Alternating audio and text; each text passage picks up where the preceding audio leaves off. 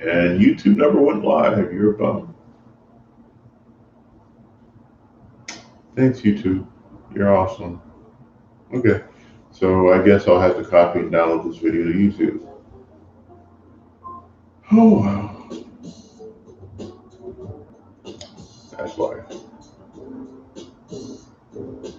So a lot of people have been asking, and I'm going to read a couple of the email questions I have. From I'm not trying to. Man.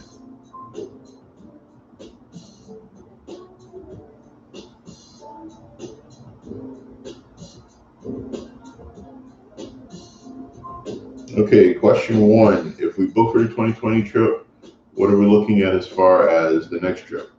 As I said in an update on Twitter, and I don't think everyone goes to my Twitter account, if you pay for the 2020 trip, your fees are still covered. If you're one of the two that got a refund, then I will if you haven't received your refund, get on the horn with me, but I think everyone's caught up for refunds as I have funds available. Two, what are we looking at for an itinerary? The itinerary is in the wind until 2021 and I get some information. Japan has been reporting mostly Tokyo and Osaka and Kyoto as far as COVID numbers. So with that being said, I don't know. There's a lot of places that I would love to go to that are small communities that don't have, they have regional hospitals, but not local hospitals. So I don't know how they're doing testing and reporting. Again, it's up in the air. Third question, my phone closed. Will you be doing group Pacific tasks?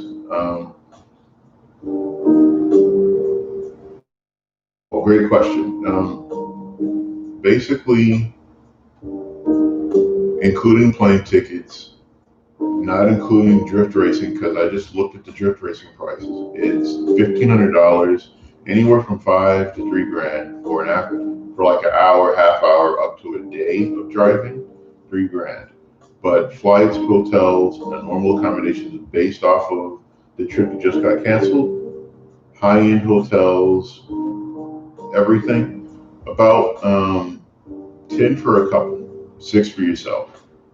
And I'll type it in there for those that can't hear me. I forgot to do audio test.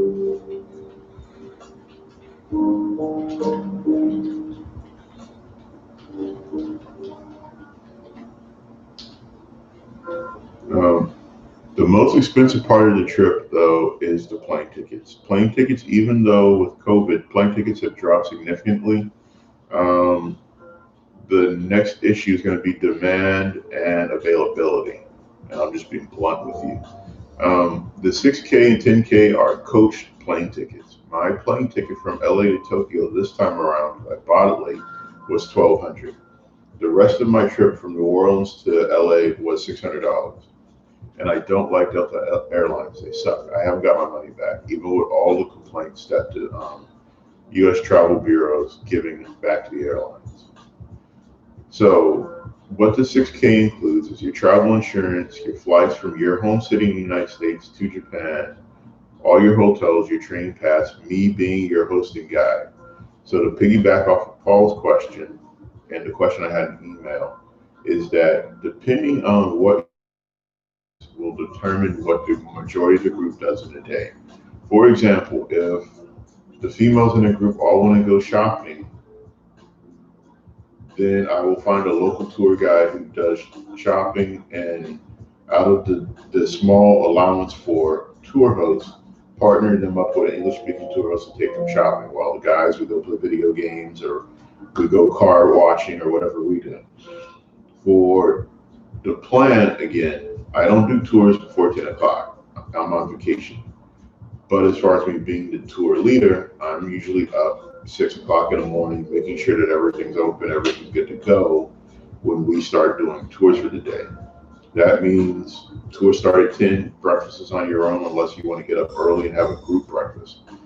Moving to the next stage of the day, it's that I try to have one thing that everyone should enjoy, for example, a shrine, a temple, a famous location, or an experience in the city that's unique to that particular part of the city that we're.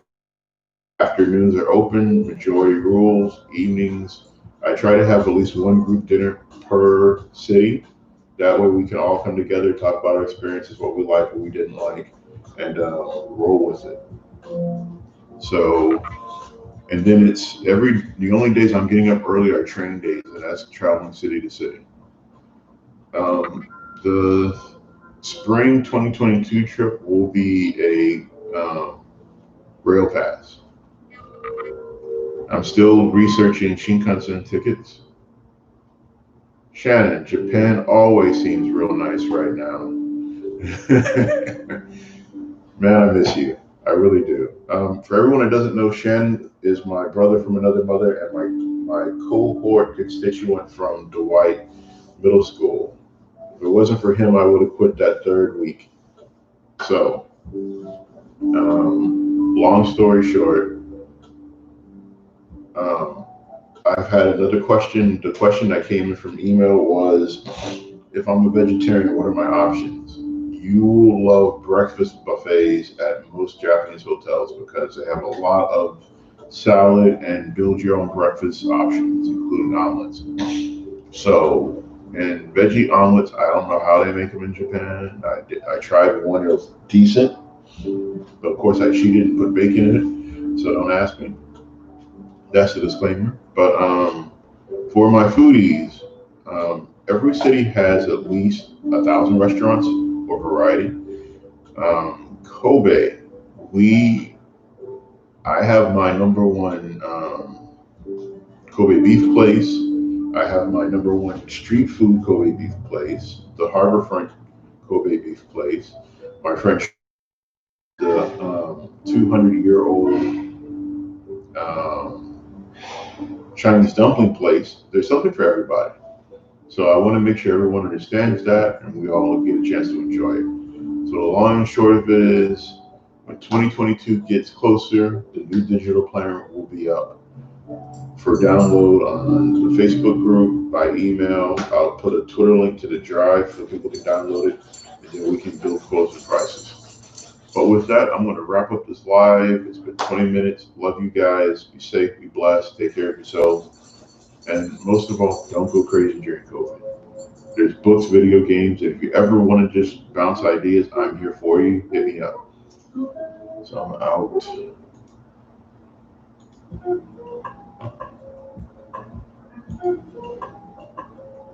All right, for those of you on YouTube, you missed the beginning of the live, and I'm sorry, it had a technical glitch. I want to give you guys the 411. First, Montague is two things. I run a travel agency where I help you plan, book trips, and I host trips to Japan. Or when my wife is up to it, we can help you find stuff to do in New Orleans if you don't have a lot of ideas first time in New Orleans. On the other side of the fence, the consulting side, I'm not a webmaster. I'm not a website designer, but I use Wix. Wix helped me build my business website, and I need to update it with my COVID-19 instructions and safety tips. I completely abandoned it because I was really down in the dumps about not being able to do my 2020 trip. I was really looking forward to it. But on the going forward, a lot of people ask me, are we on for 2021? And I'm like, no, let's put brakes to that now. 2022, three reasons. One, Japanese government still has the United States banned as a recipient country, meaning that if you originate from anywhere in the United States with an American passport born in Japan, you are sent home. They just they just say, hey, you need to come up with a plane ticket and go home. I'm not going through that. And that's after they quarantine you for 2 weeks. So next issue, even though Japan is reporting as a whole, you have to understand that Japan has regional hospitals, local clinics, and they haven't in English clearly expressed how they're reporting their COVID numbers. I'm not putting anybody at risk and I don't want to be liable for it. So that's out. Last, Japan, with their travel bans, have not clarified or explained in great detail how they're going to welcome people back into the country for the 2021 Olympics. And we're talking about the judges and the athletes. So with that being said, we're done. Um, Phase two, 2022, I would like to do 2 trips, and pricing is going to depend on how many people jump on. So I've been getting a lot of emails, text messages, phone calls, hits on DMs and Instagram and Facebook and Twitter saying, hey, talk to me about your 2021 trip. And I'm going to say, hey, let's talk about 2022. 2022 is the place to be, especially with the 3 reasons I just listed. Next is that I optimize prices based on capacity. For example, if a small group of people, prices are kind of people split the costs around. If I get a larger group, I'm going to partner up with the tourism agency I work in Hideyoshi. I want to take people to Hideyoshi to enjoy it. Whether it's a weekend, whether it's a day trip, whether it's we spend a week there. I've been doing a lot of work with Hideyoshi, and I think they need some fresh faces because it mostly get Europeans. I'm one of the few Americans that's been there in a while, except for the ALT. Next, I want to take people to Kumamoto where I lived and worked. There's a lot of great nerd stops still left in Kumamoto City that are worth a visit, including the museums. Um,